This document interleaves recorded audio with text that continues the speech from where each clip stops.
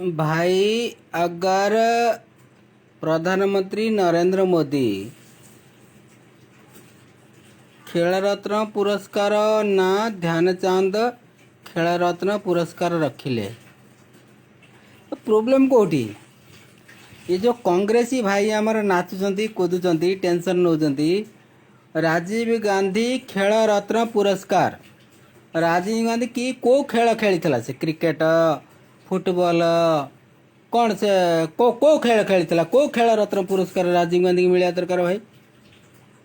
तो राजीव गांधी जो खेल खेली सी गोटे कोठी जाकरी इटाली रे खेली ठीक है।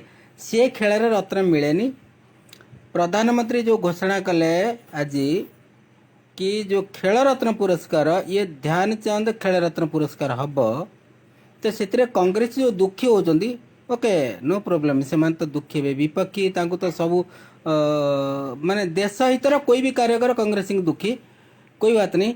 लेकिन ये जो ध्यानचंद खेल रत्न पुरस्कार है बहुत प्रशंसनीय बहुत बड़ा पदक्षेप। मु भावुची जो कांग्रेसी जो माने प्रोब्लेम अच्छा जो मानकर मानसिक पीड़ा अच्छी कि ये जो प्रधानमंत्री श्रम योगी मानधन योजना प्रधानमंत्री किसान मानधन योजना से रखी था राहुल गांधी किसान मानधन राजीव गांधी श्रम योगी मानधन से बेमारी गोटे रास्ता खोल किंतु प्रधानमंत्री कौन कले प्रधानमंत्री किसान मानधन योजना प्रधानमंत्री श्रम योगी मानधन योजना प्रधानमंत्री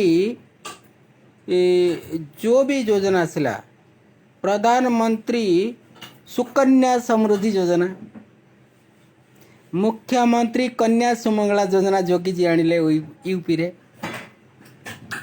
किंतु कांग्रेस रे कौन Rajiv Gandhi road Mahatma Gandhi hospital Rahul Gandhi school Rahul Gandhi पागल खाना मेंटल जो भी तो ये माने कौन निज परिवार ना दे चलते तो ये जो सब स्कीम आसूची जमती आम पाक आसूची प्रधानमंत्री सुकन्या समृद्धि योजना प्रधानमंत्री अन्न कल्याण योजना जो आमको एबे भी मिलूची शायद कोरोना टाइम रे 8 मास 5 वर्ष मिलता एबे भी मिल ये जो से नाम जो हटुची से तांको प्रोब्लेम हम पीड़ा हम ए कोई बात नहीं।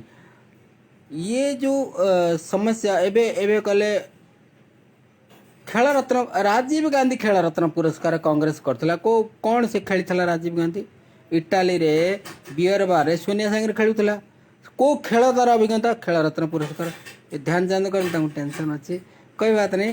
लेकिन आमे सजग रहिबा सचेत रहिबा तो आमे उचित अनुचित निर्णय करिबा पुणी भोट देवा।